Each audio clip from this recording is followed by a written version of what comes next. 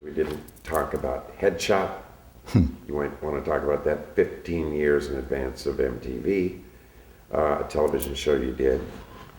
You go to KABC, which is very interesting because from KLOS to KBC, you go from a liberal rock and roll radio station into the belly of the conservative beast.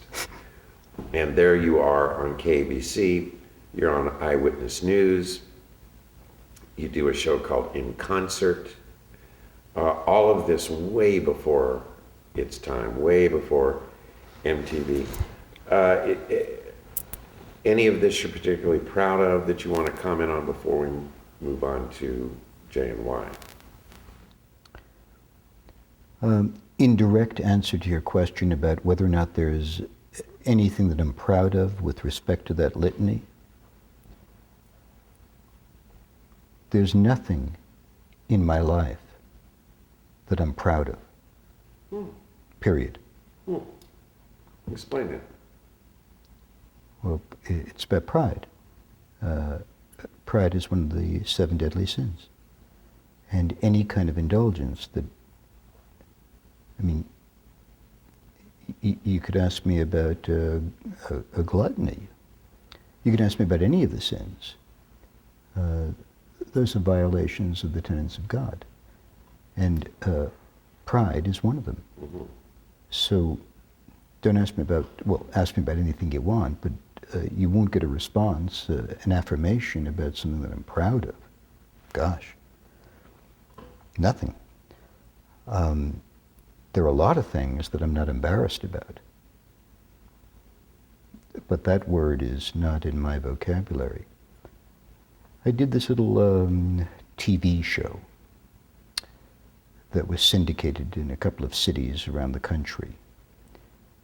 And we had musical guests come on the show, and sometimes we would play records, and you know, it's television, so what are you going to do when you play the record? So we had a little crew go around town to local high schools with an 8mm camera and shoot the faces of kids in front of high schools, smiling, waving at us, you know? Go down the beach, see them, play that. Yes, it was a precursor by about 15 years of MTV, but do I take any credit or pride in that? Hardly. There were other things about that TV show that I recall and enjoyed. I believe it was the very first place that a local LA lounge singer, a piano player, appeared on, named Billy Joel, who showed up one day and said, "Can I be on this little show?" And we had a piano, and he sat down and he played Piano Man. And people just drifted through and were guests on the show. There were some wonderful guests like Mama Cass Elliot and others, and unfortunately it was all the videotapes were erased. I got a phone call from a guy in the Valley who ran a videotape erasing service, and he had received 150 hours of videotapes of this TV show, and he said, "Look, I've got to return the clean videotapes." These were 2-inch tapes in the old days when videotapes weighed about 18 pounds. You could bench lift them. And he said, "If you come down here in the next couple of hours, you can, you know, take a couple." And I think I saved 2 or 3. But most of them just disappeared in the sky. I vaguely remember that Alan Freed did something along these lines many years earlier.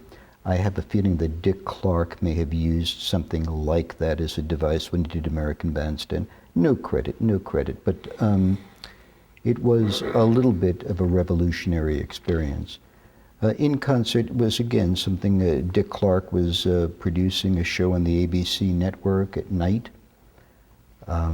featuring musical guests. He asked me to host.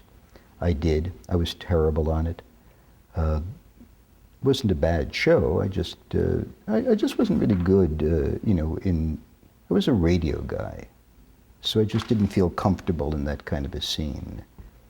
I was glad when it was about to end.